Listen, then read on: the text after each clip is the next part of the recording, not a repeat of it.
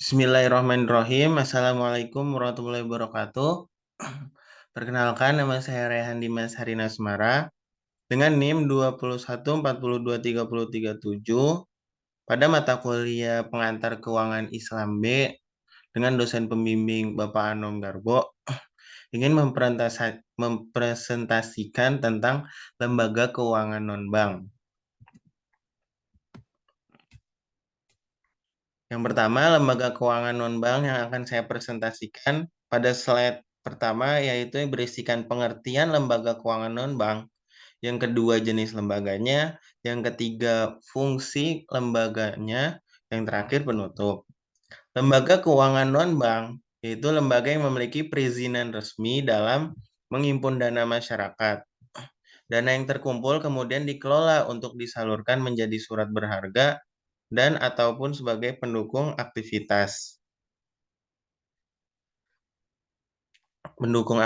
ekonomi yang berkaitan dengan investasi. Kemudian pengertiannya, berdasarkan surat keputusan Menteri Keuangan nomor 38/4/1972, lembaga keuangan non-bank atau yang lebih sering disebut dengan lembaga keuangan bukan bank (LKBB) adalah lembaga yang pendiriannya ditujukan untuk membantu meningkatkan kesejahteraan masyarakat. Jenis-jenis lembaga keuangan non-bank. Yang pertama ada Pegadaian. Pegadaian merupakan salah satu jenis lembaga keuangan non-bank yang berfungsi sebagai penyalur kredit pada masyarakat.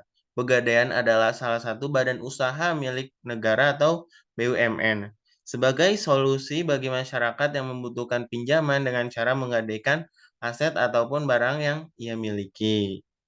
Selanjutnya ada pasar modal dan pasar uang.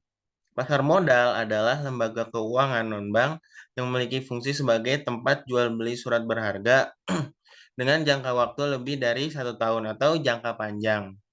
Pasar modal adalah tempat yang ideal untuk para pencari dana untuk mendapatkan penanam modal atau investor yang nantinya para investor ini dapat menanamkan modalnya dengan cara membeli saham atau obligasi perusahaan melalui pihak sekuritas. Adapun pasar uang, seperti halnya dengan pasar modal, pasar uang juga merupakan tempat yang ideal untuk mencari penanam modal atau investor.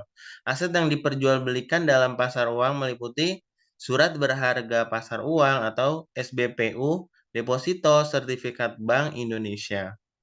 Perbedaan antara pasar uang dengan pasar modal yaitu di jangka waktunya. Jangka waktu surat yang diperjualbelikan pasar uang itu cenderung menjual surat berharga dalam jangka waktu pendek seperti kurang 1 tahun atau 1 tahun seperti itu. Nah, selanjutnya ada koperasi simpan pinjam, yaitu lembaga keuangan non-bank yang berikutnya yaitu koperasi simpan pinjam yang memiliki dasar hukum sesuai dengan UU nomor 17 tahun 2012, yaitu lembaga yang satu ini memiliki tugas yang mirip dengan bank, yaitu menghimpun dana dari para anggota koperasi, lalu menyalurkannya ke anggota maupun non-anggota. Namun perbedaan yang paling ketara antara koperasi simpan pinjam dengan bank yaitu besaran bunga yang diberikan. Koperasi simpan pinjam biasanya mematok besaran bunga yang lebih besar. Meskipun demikian, koperasi simpan pinjam dinilai cukup menguntungkan bagi para anggotanya. Karena di akhir periode akan dilakukan pembagian hasil dari selisih usaha yang didapatkan selama 1 tahun. Setelah dikurangi dengan beban usaha. Adapun jenis-jenis lainnya. Yang pertama ada perusahaan modal ventura, yaitu perusahaan yang mendanai suatu usaha atau perusahaan dengan jangka waktu yang sudah ditentukan. Ya, nah selanjutnya ada perusahaan asuransi, yaitu perusahaan yang berperan sebagai pelindung apabila terjadi hal-hal yang beresiko selama kita bekerja atau beraktivitas. Adapun juga perusahaan sewa guna, yaitu sering kita sebut leasing maupun multi-finance, yaitu perusahaan jenis ini berperan sebagai layanan pembiayaan berbasis kontrak.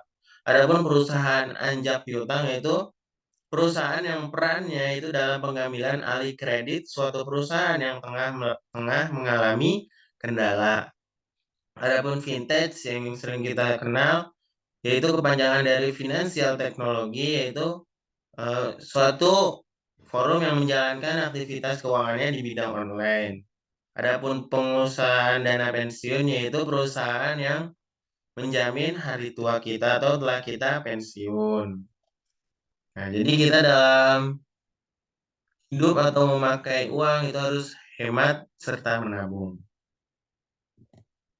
Selanjutnya, sebuah perencanaan keuangan itu memberitahu kemana uang kita akan pergi, bukan membuat kita bertanya kemana uang kita pergi. Jadi, pentingnya perencanaan keuangan itu akan membentuk suatu proses dan kita akan mengetahui kemana uang kita akan pergi. Nah, selanjutnya ada fungsi lembaga keuangan non-bank. Yang pertama, itu dapat menghimpun dana masyarakat. Yang kedua, memberikan fasilitas kredit. Yang ketiga, sebagai perantara bagi perusahaan yang lainnya. Yang keempat, melaksanakan usaha di bidang keuangan. Kesimpulannya, bank dan lembaga keuangan bukan atau yang sering disebut LKBB berperan vital dalam aktivitas perekonomian di Indonesia. Pasalnya, peran strategis kedua lembaga keuangan ini diyakini mampu menghimpun dan menyalurkan dana masyarakat secara efektif dan efisien menuju peningkatan taraf hidup masyarakat yang adil dan makmur.